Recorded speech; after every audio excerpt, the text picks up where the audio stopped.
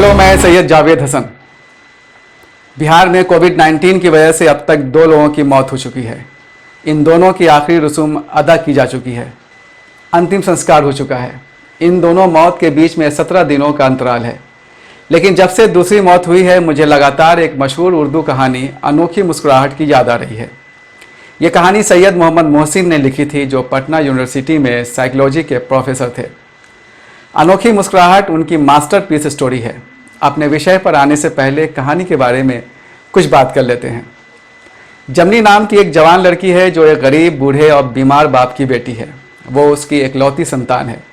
जब वो छोटी सी थी, तभी उसकी माँ का इंतकाल हो गया था। जमनी का बाप कब्रिस्तान का मुजाविर है, कब्र की खुदाई करता है। उसकी रोज़ी रोटी लोगों की मौत पर टिकी रहती है। जितने ज़्यादा लोग मरते हैं, उसका बाप उतनी ज़्यादा कब्रों की खुदाई करता है। इस तरह उतनी ज़्यादा उसकी आमदनी होती है। एक साल महामारी हुई थी, ढेर सारे लोग मरे थे। इससे जमनी के बाप की खूब आमदनी हुई थी। तब वो जमनी के लिए खूब मिठाइयाँ और कपड़े बाज़ार से ख़रीद कर लेके आया था। यही वजह है कि जब भी कहीं से किसी की मौत की खबर आती थी, बाप बेटी खुश हो जाते थे। उनके चेहरे पर अनोखी मुस्कुराहट फैल जाती थी।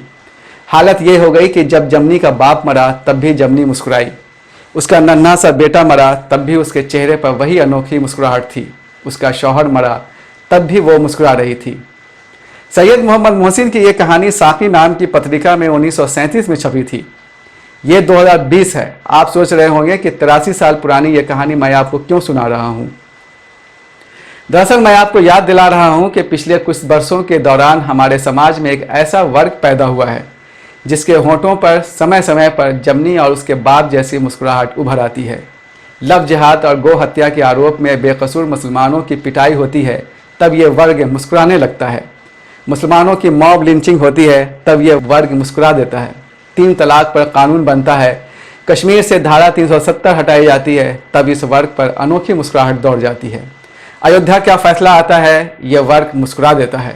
नागरिकता कानून में संशोधन होता है, NRC NPR की बात होती है, तब भी ये वर्ग मुस्कुराता रहता है। हद तो ये है कि जब देश में कोरोना वायरस फैलता है, तब तबलीगी जमात के नाम पर यह वर्ग मुस्कुराता रहता है। कोरोना वायरस से बिहार में पहली मौत होती है, मौत एक मुसलमान की होती है, तब भी यह वर्ग मुस्कुराता है। इन्हीं मुस्कुराहटों के बीच बिहार में कोरोना से एक दूसरी मौत होती है, और ये मौत एक हिंदू की होती है। इसी मौत के बाद से मुझे सैयद मोहम्मद मोहसिन की कहानी अनोखी मुस्कुराहट की याद शिद्दत से आने लगी। मैं सोचने लगा कि भविष्य में क्या कोई ऐसी कहानी भी लिखी जाएगी, जब बाद वाली मौत पर एक दूसरे वर्ग के होंठों पर तैरती हुई मुस्कुराहट दिखाई जाएगी। मेरी इस आशंका पर आप सोच रहे होंगे कि मैं मानसिक रूप से बीमार हो गया हूँ। सच पूछिए तो देश के एक वर्ग को मानसिक रूप से बीमार बना दिया गया है। अब आपको ये तय करना है कि आप उन बीमार लोगों में शामिल हैं या नहीं। फिर मिलेंगे।